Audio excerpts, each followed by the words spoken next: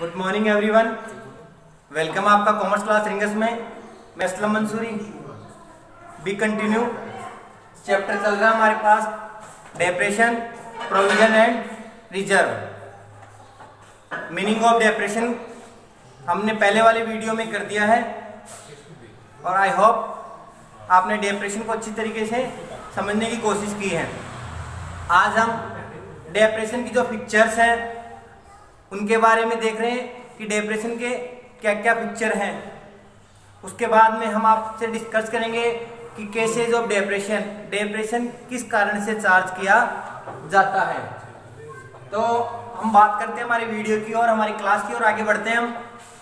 हमारा टॉपिक है pictures of depression की क्या क्या पिक्चर्स है, क्या क्या विशेषताएं हैं, क्या क्या कैरेक्टरिस्टिक्स है। तो ध्यान से देखना और सुनने की कोशिश करना। विशेषताएं हम पढ़ रहे हैं, पिक्चर्स पढ़ रहे हैं डिप्रेशन की। आपको क्लियर कर दिया जाता है डिप्रेशन चार्ज किया जाता है ओनली फॉर फिक्स असेट्स पे। जो भी फिक्स असेट्स है, जितनी भी लैंड, बिल्डिंग, प्लांट, फर्नीचर, जो भी फिक्स असेट्स है आपकी, एक करंट असेट्स, एक fix assets, depression charge on the current asset, fix assets. Current assets पे डिप्रेशन चार्ज नहीं किया जाएगा, only charge on fix assets. ठीक है, पहला पॉइंट हमारा आ रहा है depression is decrease. Depression decrease करेगा, वैल्यू को डाउन करेगा, डिडक्ट करेगा in the book value of an assets. Book value की बात आ रही है, ध्यान देना। बुक वैल्यू हमारी जो बुक्स है, जो अकाउंट्स ओपन किए हुए हैं, जो बैलेंस शीट है हमारे पास, उसमें जो असेट्स की बुक वैल्यू है उस वैल्यू को डिडक्ट करेगा, डिक्रीज करेगा, और वो डिक्रीज ही क्या कहलाएगा? डिप्रेशन कहलाएगा। वापस देखना, डिप्रेशन इज डिक्रीज। डिप्रेशन का मतलब हो गया डिक्रीज करेगा in the book value of an asset. जो भी फिक्स असेट्स है उसकी वैल्यू को डिक्रीज करेगा, और वो भी बुक वैल्यू को। That's clear. नेक्स्ट टॉपिक हमारे पास इट रिड्यूस। वही रिड्यूस यानी वही कम करना हो रहा है वापस। द बुक वैल्यू, वापस वही पॉइंट आ रहा है कि डिप्रेशन का मतलब क्या? रिड्यूस करेगा, और वो बुक वैल्यू को ऑफ द असेट्स की बुक वैल्यू को रिड्यूस करेगा, and not its market price. इसे मार्केट प्राइस नहीं बोला जाएगा, यानी जो जितना रिड्यूस हो रहा है वो मार्केट प्राइस न होके उसको क्या बोला जाएगा? Only for depreciation. रीजन जरूर हो जाता है कि मार्केट प्राइस या मार्केट चेंज हो जाता है, उस कारण जो असेट्स की वैल्यू डाउन होती है, रिड्यूस करना पड़ता है, डिक्रीज होती है। तो जितनी रिड्यूस हो रही है उस रिड्यूस को यहाँ पे डिप्रेशन कॉल्ड किया जाएगा, not a market price. Clear. Next है, थर्ड पॉइंट है हमारे पास, it is gradual and continuous fall. ये ग्रेजुअल है और कंटिन्यूअस यानी निरंतर चलेगा, और लगातार धीरे धीरे आपकी जो वैल्यू को क्या करता जाएगा? डिडक्ट करता जाएगा। एक कंटिन्यू प्रोसेस है। डिप्रेशन लगातार चलता रहता है जितने टाइम तक हमारी असेट्स बैलेंस बुक्स में रहती है या फर्म में रहती है। अगला टॉपिक हमारे पास, डिप्रेशन इज कंटिन्यू प्रोसेस। वही बात आ रही है, डिप्रेशन क्या है? एक कंटिन्यू प्रोसेस है, विच डिमिनिशिंग, जो कम की जाएगी। डिमिनिशिंग का मतलब भी क्या हो जाएगा?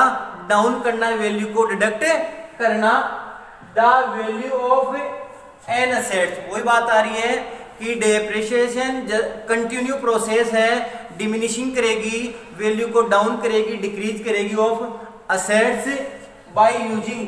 कंटिन्यू यूज करने पे ध्यान देना, कोई भी असेट्स है, फैन ले लो, फर्नीचर ले लो, प्लांट ले लो, बिल्डिंग ले लो, अगर हम उसको कंटिन्यू यूज करेंगे तो उसकी जो वैल्यू होती है डिमिनिशिंग होती जाती है, धीरे धीरे डाउन होती जाती है।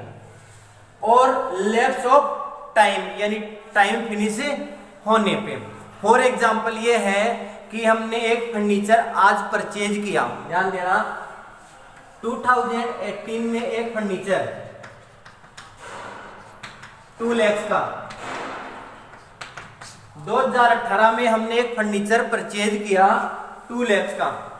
आज वही फर्नीचर यानी 2020 की बात हो रही है, वही फर्नीचर अपने एक नए प्रोसेस में, एक नए रूप में डेवलप होके मार्केट में आता है, डेवलप होता है वो, और उसकी जो वैल्यू होती है वो वैल्यू यहाँ पे 2,50,000, 2,50,000 करने का मतलब जो 2018 में हमने फर्नीचर परचेज किया था, सेम एज इट नए रूप में वही फर्नीचर 2020 में आ रहा है।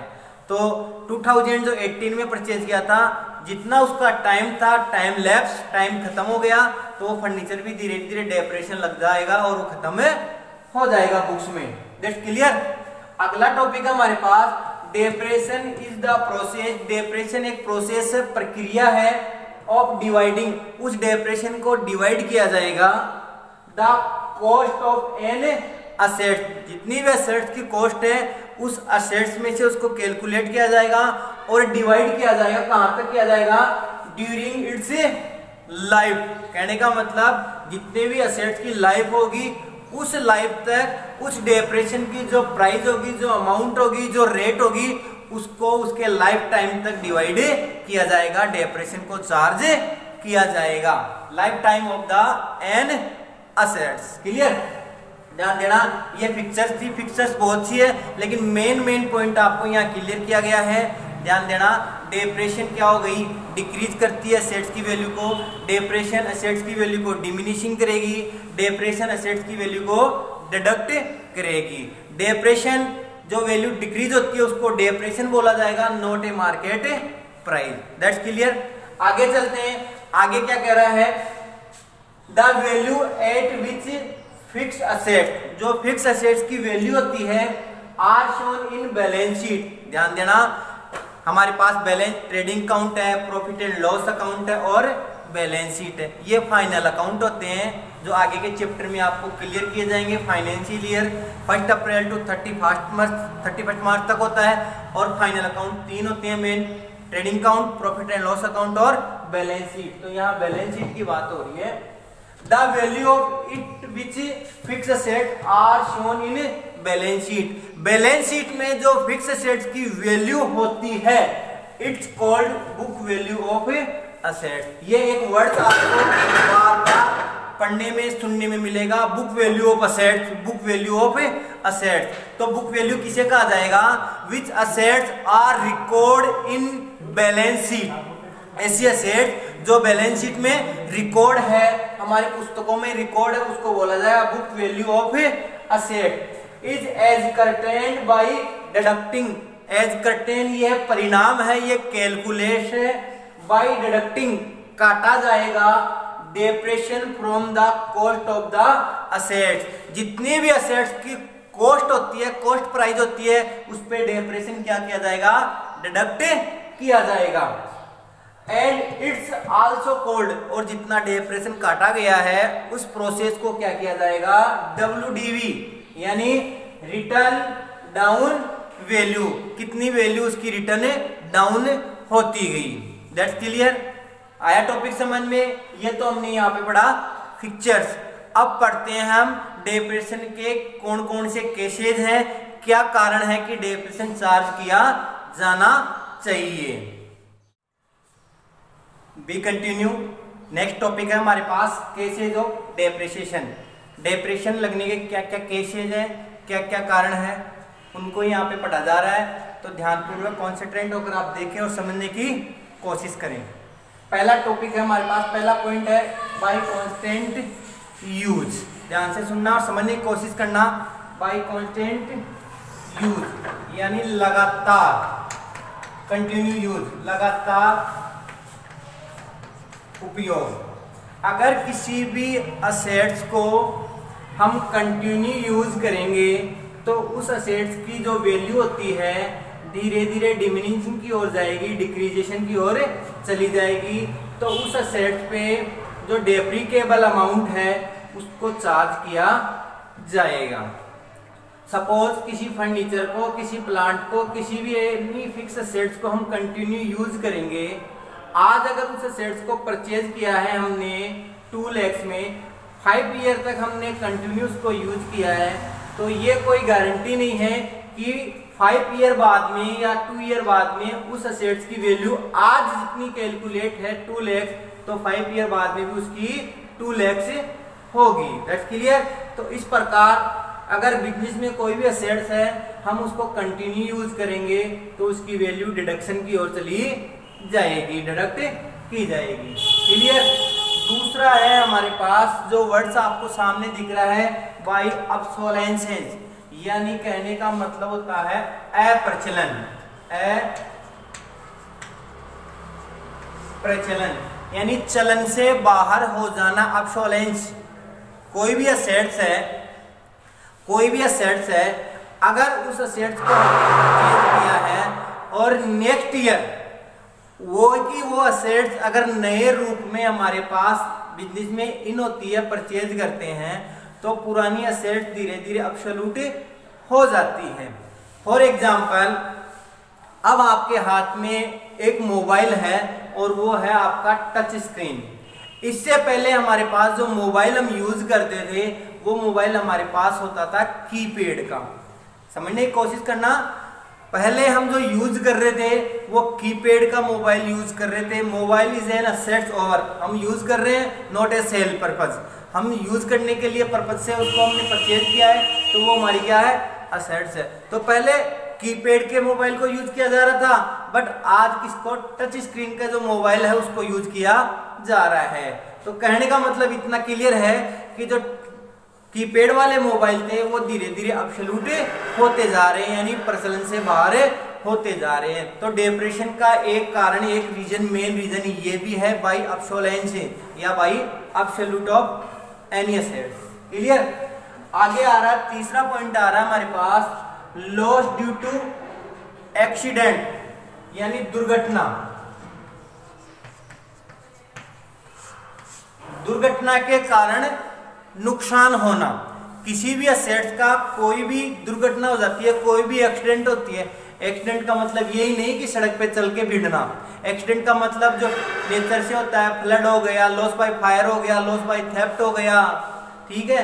ये जो नेचर होते हैं, एक्सीडेंटल होता है केस, उसमें जो असेट्स की वैल्यू क्या हो जाती है, एक्सीडेंट होने के बाद बिल्कुल ही डाउन हो जाती है। बिल्डिंग है और फ्लड हो गया, बाढ़ आ गई, तूफान आ गया, उसमें बिल्डिंग का लॉस हो गया, बिल्डिंग की जो डैमेज होगी तो उसके लिए हमें कुछ एक्सपेंस करना पड़ेगा या उसकी जो वैल्यू को क्या करना पड़ेगा, डिडक्ट करना पड़ेगा। तो इट्स कॉल्ड डिप्रेशन। ये एक्सीडेंटल केस हो गया। आगे आ रहा है हमारे पास फोर्थ पॉइंट आ रहा है बाय डिप्लेशन।